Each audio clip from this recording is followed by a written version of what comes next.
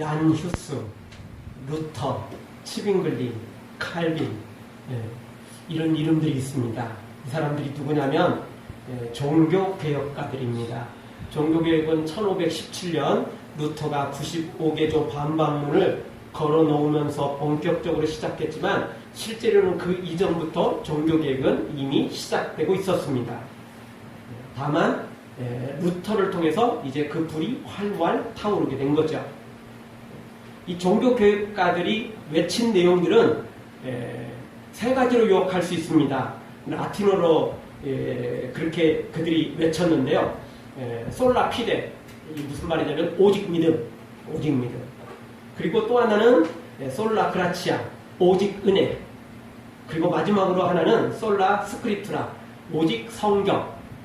오직 믿음, 오직 은혜, 오직 성경. 이게 종교개혁의 모토였습니다. 그 중에 첫 번째 오직 믿음. 이거는 뭐 두말할 것도 없습니다. 이게 가장 중요한 거죠. 오직 믿음. 그리고 오직 은혜, 오직 성경. 이게 바로 우리가 천주교에서 카톨릭에서 종교개혁을 일으켜 다시 하나님께로 돌아간 중요한 사건입니다. 구약을 믿었던 유대교들, 유태인들, 예수님께서 오셔서 그들의 잘못된 신앙을 십자가를 통해서 완전히 뒤바꿨죠. 그래서 다시 하나님께로 온전히 돌아오게 했던 거죠. 그런데 시간이 지나다가 보니까 중세시대에 이르러서 천주교가 또 마치 유대인들처럼, 유대교처럼 하나님에게서 멀어지기 시작했습니다. 하나님의 이름을 부르지만 주여 주여 하지만 실제로는 하나님에게서 멀어졌던 거죠. 그래서 종교개혁을 일으켰던 겁니다. 그래서 오직 믿음, 오직 은혜, 오직 성경. 이걸 그렇게 강력하게 부르짖고 그리고 다시 하나님을 향하여 돌아왔던 것입니다.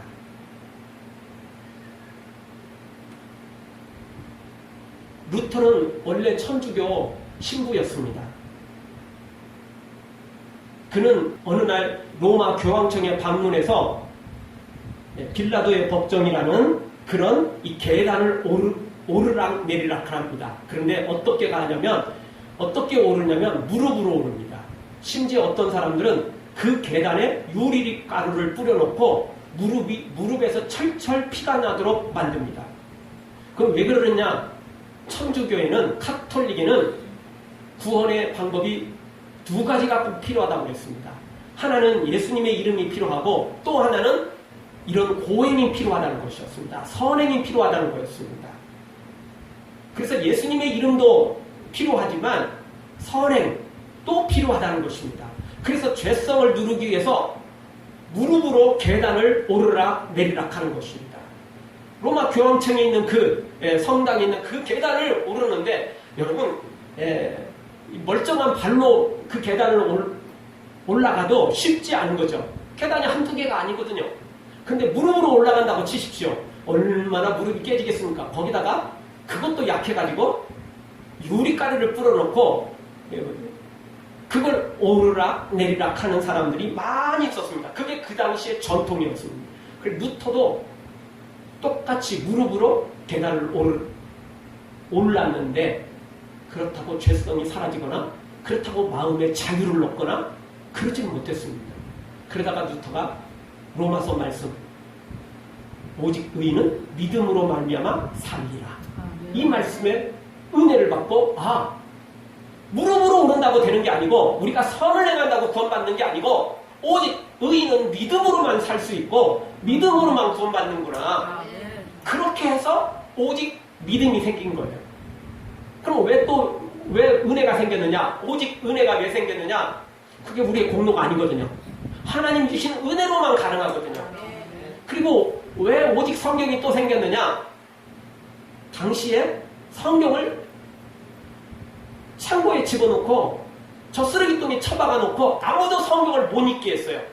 만약 우리가 천주교 그 시절 종교개혁이 없이 지금까지 계속 내려왔다면 여러분들은 성경 구경도 못할 것입니다. 제가 보여주는 성경 어쩌다 한번 구경이나 할 겁니다. 왜냐하면 성경은 신부만 가지고 있었습니다. 다른 사람이 성경을 봤다가는 큰일 납니다. 일반 교인들이 성경 봤다가는 큰일 납니다. 이단으로 찍혀서 죽습니다. 당연히 성경은 라틴어로만 되어 있었습니다.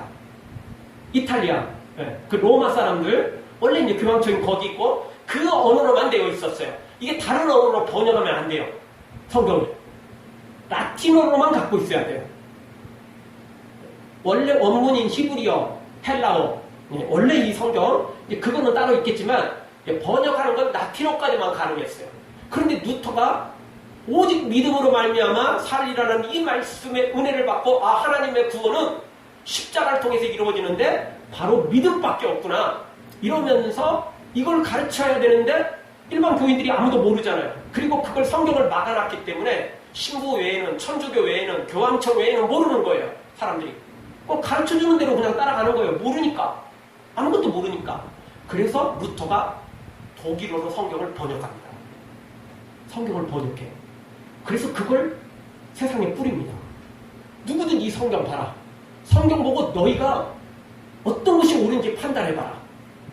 왜냐하면 루터가 95개조 방법문을 내걸고, 그리고 오직 믿음으로만 구원받을 수 있다. 그리고 면죄부 판매는 안 된다.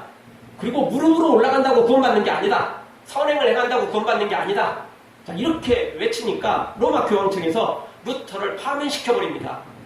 불러다가 소환을 해서 경고를 주려고 하는데 루터가 끝까지 거부하니까 파면시켜버리죠. 그래서 루터가 한 일은 이제 힘은 없으니까, 그래서 성경을 번역해서 세상 사람들에게 전달해 줍니다. 너희가 성경을 직접 읽어봐라. 직접 읽어봐라. 요한계시록 보면 하나님의 말씀을 읽는 자와 듣는 자와 지키는 자가 복이 있잖아요. 시편 1편에 보면 이 주의 말씀을 주야로 묵상하라고 그랬잖아요. 언제 신부만 하라고 그랬습니까? 언제 신부만 읽으라고 그랬나요? 아니잖아요.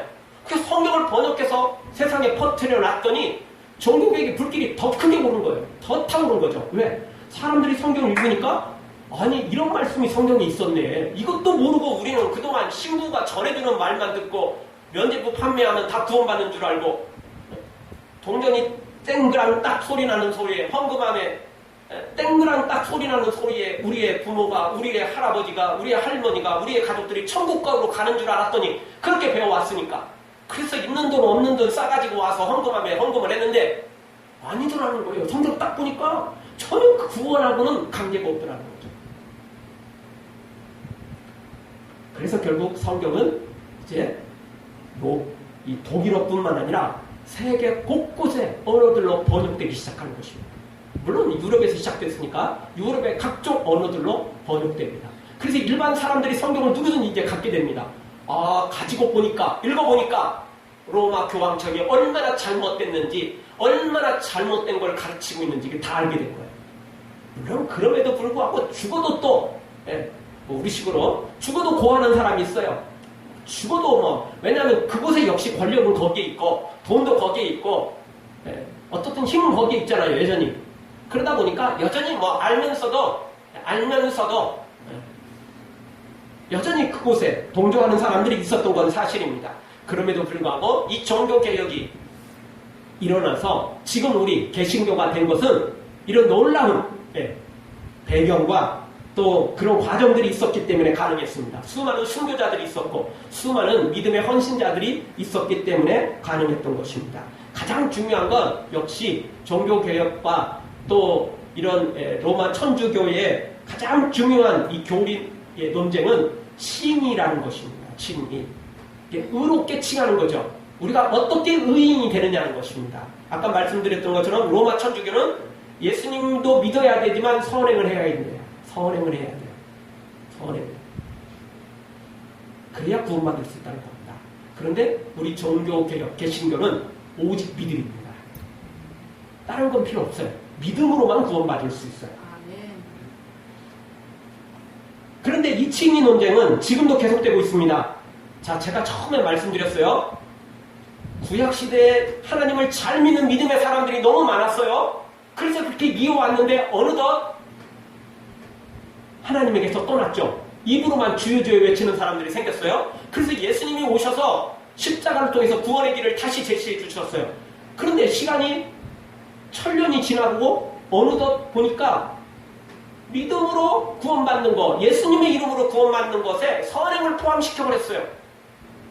그래서 종교개혁이 일어났죠. 그래서 선행으로는 구원받을 수 없고 우리의 공로는 구원받을 수 없고 오직 믿음으로만 가능하다 이렇게 외쳤던 거죠. 그런데 이것도 지금 종교개혁이 일어난 지 얼마나 흘렀습니까? 500년이 흘러갔죠. 자, 이렇게 되다 보니까 무슨 일이 벌어졌느냐. 지금 시대에 또 주여 주여 외치는 사람들이 또 넘쳐나고 있어요. 시간이 지나니까 개혁이 안 되니까 썩어가는 거예요. 그래서 우리 한국교회는 오직 믿음으로만 구원받을 수 있다라고 외치다 보니까 여러분도 그 외침을 많이 들었고 설교에도 또 그런 설교들이 너무 많습니다. 당연한 거죠. 맞습니다. 그 말. 그런데 또 문제가 생기기 시작한 거예요. 믿기만 하면 된대. 믿기만 하면 된대. 자, 이렇게 되는 거예요. 그래서 값싼 복음, 값싼 구원이 세상에 이제 넘쳐나기 시작하는 거예요. 말 필요 없어요. 그냥 예수님을 믿기만 하면 된대. 네가 고백만 하면 된대. 말 그대로 마음으로 믿어 의에 이르고 입으로 시인하여 구원에 이른다는 거예요. 예수님을 마음으로 믿는다고 고백만 하면 마음으로 믿고 입으로 고백하면 구원받을 수 있다는 겁니다. 그게 로마서 말씀이고 그게 성경에 있는 말씀이니까 그렇게 된다는 거예요. 그런데 지금 현실에 무슨 일이 벌어지죠? 교회 다니는데 그래서 예수님을 믿는다고 말하는데 세상 사람보다 더 나쁘고 악한 사람들이 교회 안에 많아요. 옛날에 영화가 하나 있었죠. 영화 제목이 제가 잘 기억은 안 나는데 투캅스인가? 그런 영화였습니다. 그 영화에 보면 그 경찰이 교회 집사입니다. 영화예요, 영화. 근데 실제 일어날 수도 있겠죠. 뇌물 잔뜩 취하고 어떻든 나쁜 짓 골라 다 하면서 돈 다 뒤로 취합니다. 집에 와서 열심히 돈 세죠. 근데 마음에 죄책감이 좀 있잖아요. 이래갖고는 천국 못 가잖아요. 그쵸? 그래가지고 교회 가가지고 눈물 흘리는 척하고 주여 죄송합니다 이러면서 회개를 합니다. 그리고 여전히 뒷돈 취하고 뇌물 취하고 어떻게든 나쁜 짓 골라 해가지고 그냥 돈을 잔뜩 취합니다. 집에서는 열심히 또 돈 세고. 몇 달 전에 제가 인터넷 뉴스를 보니까 세금 안 내면 이따금씩 그 세금 받아내려고 그 집에 찾아가서 돈을 찾으면 그거 압수하고 또 경매 붙일 거 있으면 경매 붙이고 그러잖아요. 세금을 하도 안 내가지고 그 집 찾아가가지고 불시에 찾아가서 이것저것 뒤지다 보니까 뭐가 나왔냐면 돈 없다고 여전히 안 냈는데 11조 봉투가 나왔어요. 11조 봉투가 나왔어. 그런데 11조를 얼마씩 했냐면 기백씩 했어요. 그 11조 봉투가 나온 거예요. 그러면 돈이 있다는 이야기잖아요. 교회를 다니고 11조까지 하고 11조까지 할 정도면 믿음 괜찮은 것처럼 보이지 않나요? 그런데 세금은 안 내는 거죠. 그리고 거짓말하는 거예요. 우리 돈 없다. 어떻게든 돈을 빼돌리는 거예요. 좋은 집에 살면서 자기 명이 아니죠. 그러는 겁니다. 여러분 이런 사람이 구원받았다라고 말할 수 있을까요? 이게 예수님 믿는 사람이라고 할 수 있을까요? 자기 입으로 고백하여 11조도 내요. 주일 예배 다 참석해요. 그런데 그게 진짜일까요? 지금 이런 시대가 되어버렸다는 것입니다. 여러분 예수님 믿어야 구원받는 거 100% 맞습니다. 그러면 예수님을 믿는다는 게 그럼 뭘까요? 저 교회 다녀요? 저 11조 내요? 저 주일을 잘 지키고 있어요? 나 예수님 믿어요 라고 말하면 11조 내면 교회 다니면 그러면 그게 예수님 믿는 걸까요? 아니에요. 예수님 믿으면 구원받는다는 거 100% 맞는 말인데 그러면 어떻게 믿어야 예수님을 믿느냐 하는 것은 중요한 문제인 것입니다. 잘못 믿는 사람이 있어요. 즉 교회 다니고 11조 내고 좀 봉사하고 이러면 예수님 믿는 것으로 착각하는 사람이 있다는 겁니다. 그게 아니라는 겁니다. 그게 아니라는 것입니다. 그래서 예수님 말씀 주여 주여 하는 자가 천국에 가는 게 아니고 어떻게 하는 사람? 하나님의 뜻대로 아버지의 뜻대로 행하는 사람. 그게 예수님을 따라가는 사람, 순종하며 따라가는 사람이 진짜 예수님 믿는 거라는 겁니다. 가짜로 믿는 사람들이 생긴다는 것입니다.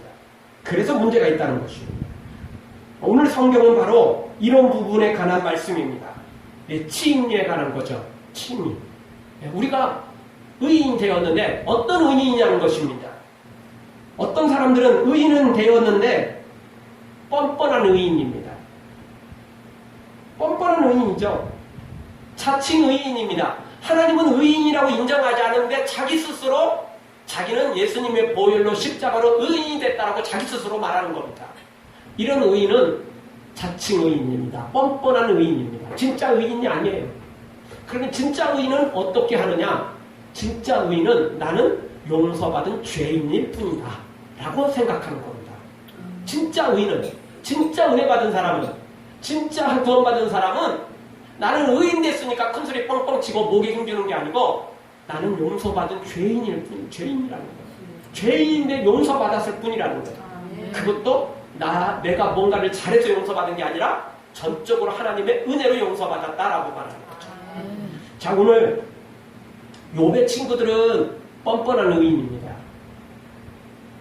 자기들은 의인이어서 자기들은 하나님을 잘 믿어서 재앙도 없었고 집안에 부도 난 일도 없고 자녀가 죽은 일도 없고 재산이 빼앗길 일도 없었다는 겁니다. 반대로 욥은 어떻다는 거죠? 야, 너는 네 자녀들 죽었잖아. 너는 부도 났잖아. 너는 네 몸은 지금 죽어가고 있잖아. 그러니까 너는 죄를 진 거야 라고 말하는 겁니다. 반대로 우리는 이렇게 잘 살고 있는 거, 이렇게 성공하고 번창하는 것은 우리는 하나님 앞에 의인이어서 그런 거야. 너는 죄인이어서 그렇게 심판받은 거야 라고 말하는 것입니다. 이게 자기 스스로들 판단하는 겁니다. 그러나 성경은, 하나님은 절대 그렇게 말하지 않습니다. 하나님은 반대로 평가하죠. 하나님은 반대로 평가하죠. 그래서 오늘 성경 통해서 우리가 몇 가지 한번 생각해 보겠습니다. 첫 번째 생각해야 될 것은 2절, 3절을 통해서 하나님 앞에 죄 없다 할 사람은 한 사람도 없다는 것입니다. 하나님 앞에 의인이라고 말할 사람은 세상에 아무리 찾아봐도 단 한 사람도 없다는 겁니다. 누구든지 다 죄인이라는 거죠. 2절을 보십시오. 내가 진실로 그 일이 이런 줄 알거니와 인생이 어찌 하나님 앞에 의로우랴. 의로운 인생이 없다는 겁니다. 3절 사람이 하나님과 쟁거래를 할지라도 천마디에 한마디도 대답지 못하리라. 하나님께서 천마디 하는 동안 우리가 대답할 말은 한마디도 안 된다는 겁니다. 만마디 중에 한마디도 안 되죠. 말 그대로 유구무원입니다. 이분이 있으되 할 말이 없는 거예요. 우리는. 뭘 잘한 게 있어야 할 말이 있는 거죠.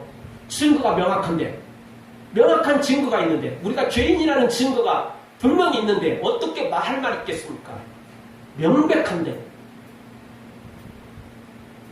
너무 명백하면 할 말이 없는 겁니다. 적당히 빠져나갈 구멍이 있으니까 그러는 거지, 너무 명확한 증거가 있으면 아무 할 말도 없는 거죠.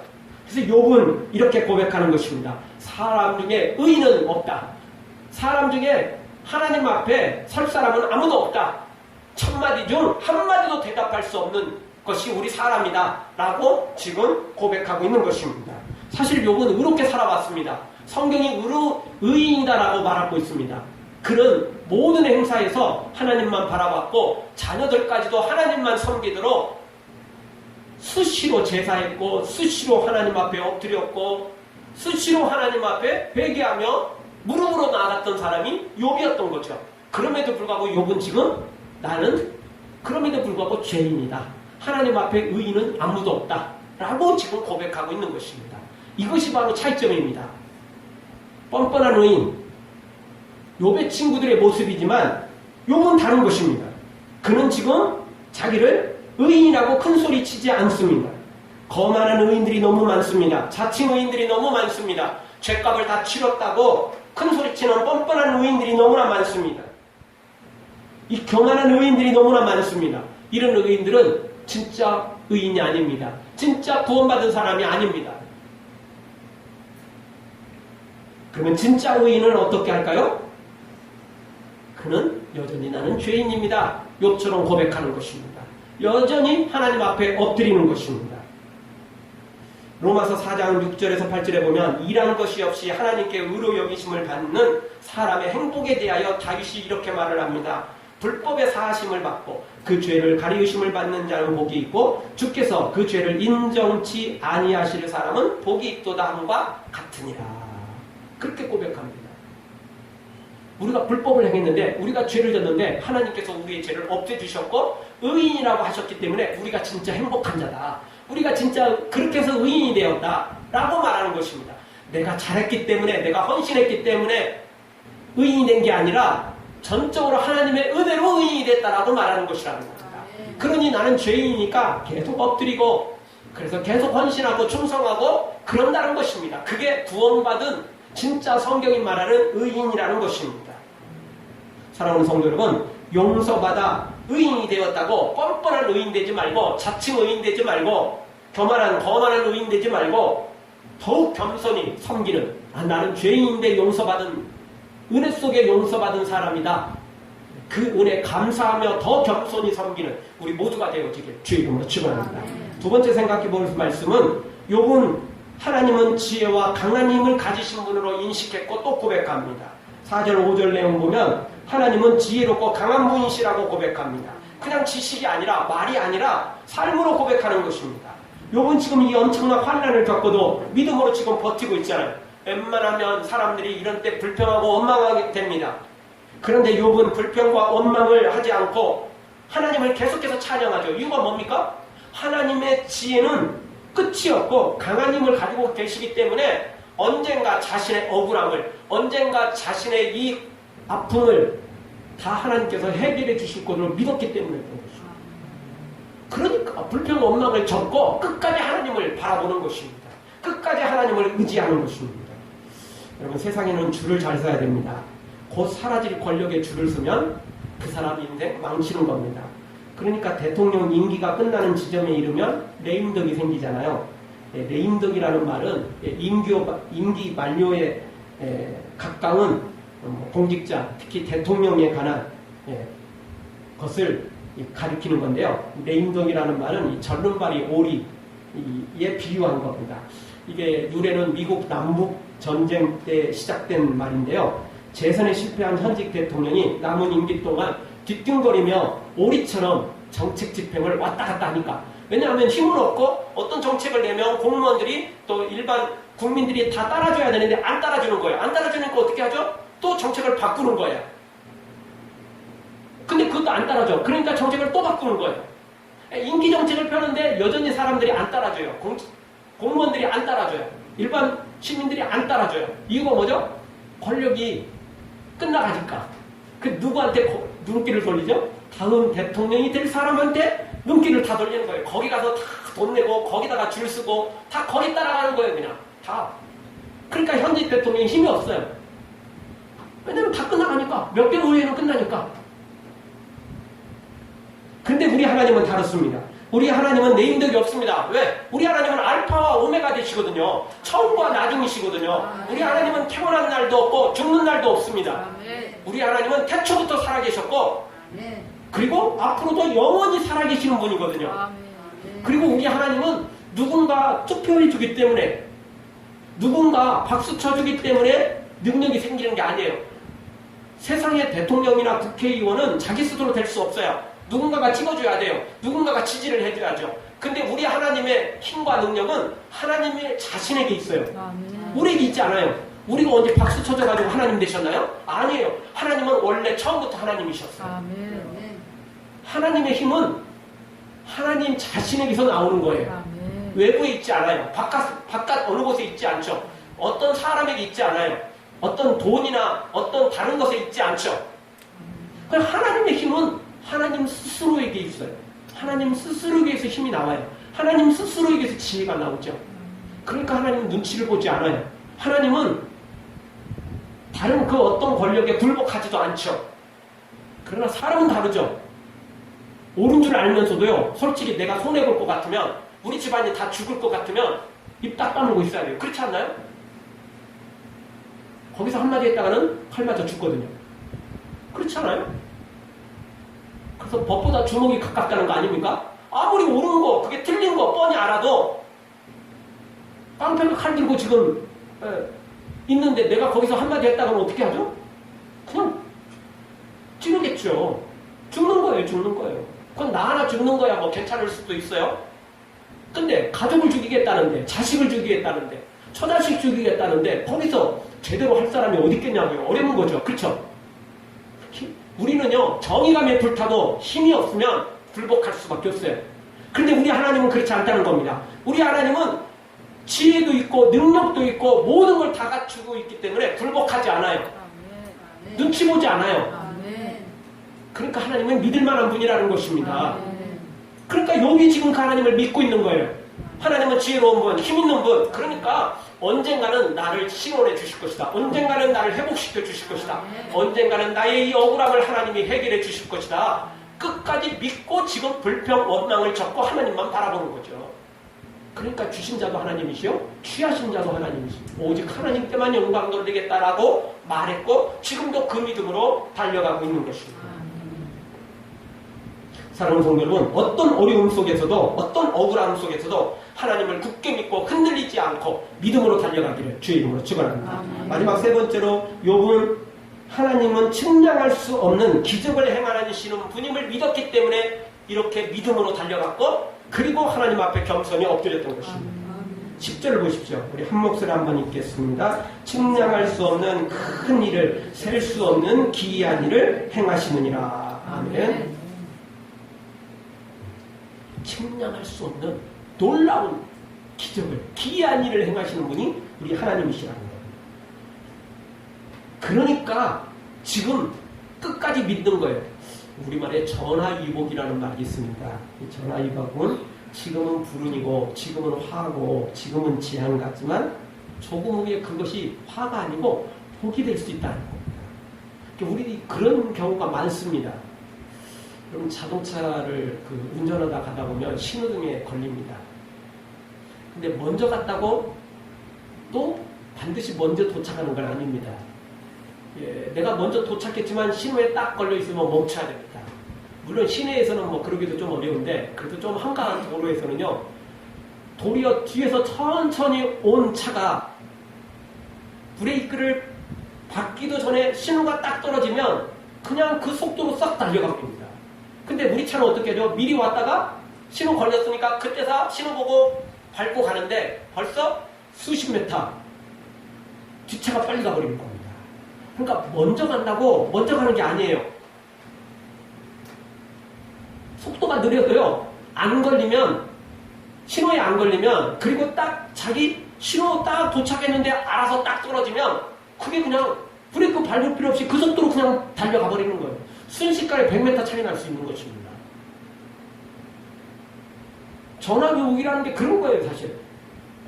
아닌 것 같은데, 늦은 것 같았는데 알고 봤더니 그게 아닌 거예요. 그게 복인 거예요. 근데 우리는 그런 현실이 너무나 많이 일어날 수 있어요. 왜냐하면 앞날을 모르니까요. 하나님은 그럴 수 있다는 것입니다. 지금 당장은 욥의 친구들이 성공하고 출세하고 부유하고 번창했어요. 욥은 지금 자녀가 죽고 사업은 부도났고 자기 몸은 지금 만신창이가 됐어요. 암까지, 피부암까지 걸려가지고 기왓장으로 그걸 긁고 여기 뭐 썩어가서 지금 구더기가 몸에 생겼고 이런 몸인데 당연히 욥이 지금 화를 당했죠. 재앙을 당했죠. 욥이 지금 불운한 거죠.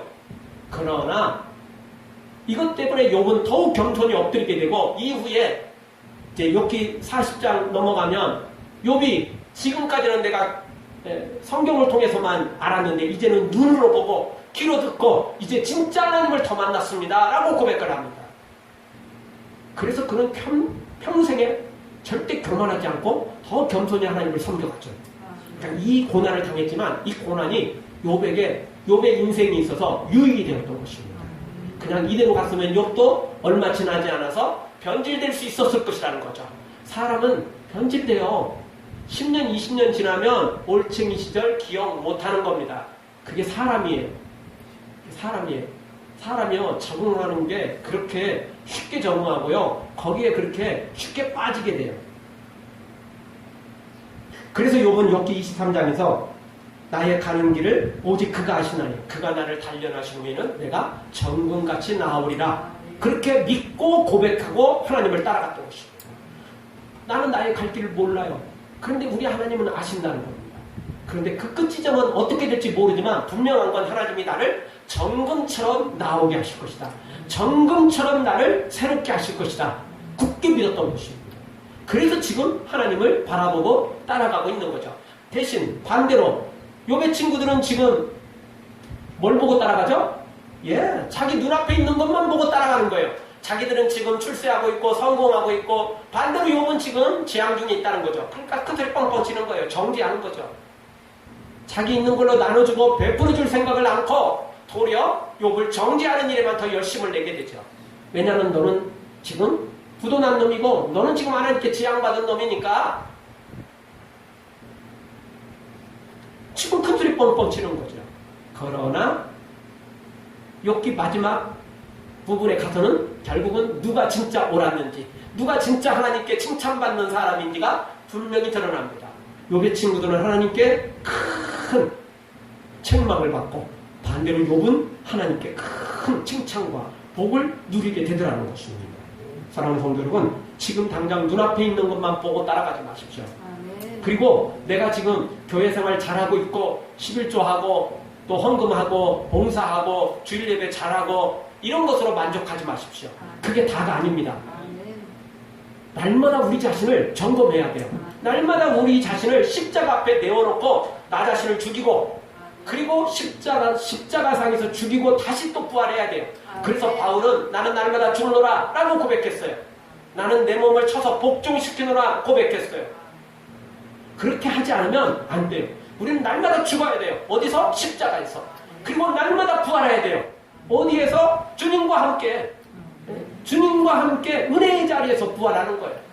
그대로 있으면 안 돼요. 날마다 죽고 또 날마다 부활해야죠. 그래야만 우리의 믿음이, 우리의 신앙이 타락하지 않아요. 썩지 않죠. 그래서 우리의 마음이 날마다 주님만 바라보아야만 되는 거죠. 그것이 바로 우리가 살 수 있는 유일한 길입니다. 그런데 이것은 다른 것이 없습니다. 고난이 이따금씩 닥쳐야, 어려운 일이 닥쳐야 우리가 우리 자신을 점검하는 거예요. 계속 성공하고 잘 나가고 번창하고 부유해지고 이러면요, 나도 모르는 사이 그게 안 돼요. 여러분 잘 아시잖아요. 좋은 일만 많아지면 여러분 기도가 나옵니까? 안 나오잖아요. 처음에는 하나님 감사합니다, 할렐루야 막 이렇게 되지만 그거 며칠 하고 나면 그것도 싱거워지고 사라지고 나중에는 그 돈 갖고 열심히 그냥 쓰는데 바쁘잖아요. 어려운 일 닥치면 그러니까 그때 교회 나오게 되고 똑같이 나와도 달라요. 그때 기도는 간절한 기도고 눈물의 기도가 나와요. 힘든 일, 어려운 일 만나면 여러분 자동으로 기도가 더 간절해지잖아요. 눈물 안 흘려고 해도 눈물 나오잖아요. 잘 때고 번창할 때는, 형통할 때는 눈물을 어떻게든 끄집어내려고 해도 눈물이 안 나와요. 간절함이 안 돼요. 기도가 집중이 안 되니까 소리 내서 한번 통성으로 기도해봐도요, 그게 몇 분 지나고 나면 다시 또 잡생각 들어가고 기도 집중이 안 돼요. 그래서 성경 시편에서는 내가 고난당하는 게 내게 유익이라. 이 고난을 통해서 내가 주의 말씀을 배우게 됐다는 겁니다. 그래서 고난당하는 게 유익이라고 말하는 거죠. 그러니까 절대 고난당하는 게 우리에게 나쁜 게 아닙니다. 예수님 안에서 고난당하면 우리 자신을 점검하게 되고, 그래서 욥처럼 이렇게 다시 한번 하나님 앞에 우리 믿음으로 세워질 수 있는 것입니다. 처음 다시 한번 말씀드렸던 거 기억하십시오? 구약시대에 주님을 잘 섬겼지만 어느덧 타락하고 범죄하고 수많은 일을 겪다가 예수님 시대에 와서는 완전히 하나님에서 떠나버렸어요. 주여주여만 하나님 떠났죠. 그래서 십자가를 통해서 예수님 다시 복음으로 새롭게 해놨어요. 그러더니 어느덧 1000년이 지나니까 중세시대, 중세 카톨릭으로 또 이상하게 가버렸어요. 그걸 종교개혁 시대에서 바꿔놨어요. 그런데 지금 벌써 500년이 넘게 흐르니까 지금 또 이상해져 가고 있어요. 세계 기독교가. 개신교가 이상해져 가고 있어요. 지금 이런 때 우리가 또 우리 스스로 종교개혁을 일으켜야 됩니다. 십자가 앞에 다시 또 우리가 엎드려야 됩니다. 그렇지 않으면 우리의 믿음을 지키기가 어렵다는 겁니다. 우리도 모르는 사이에 주여 주여 하는 자로 끝날 수 있다는 것입니다. 우리 모두 욥처럼 다시 한번 십자가 앞에 엎드리고 우리 하나님 앞에 엎드려서 뻔뻔한 의인, 거만한 의인, 교만한 의인 되지 말고 나는 용서받은 죄인이다. 겸손히 엎드려서 또 그 하나님만 믿고 바라보고 지금 어려운 일이 있다고 실망하지 말고 좌절하지 말고 믿음으로 달려가 승리하기를 주의 이름으로 축원합니다. 나는 가리라 주의 길을 가리라 주님 발자취 따라 나는 가리라. 주의 기적이 있을 때는 감사와 찬양으로 따라가고 힘들고 어려운 일이 있을 때는 믿음으로 끝까지 끝까지 주님만 바라보고 주님만 의지하고 달려가 승리하기를 주의 이름으로 축원합니다. 아멘. 기도하겠습니다. 우리 동성으로 한번 기도할 때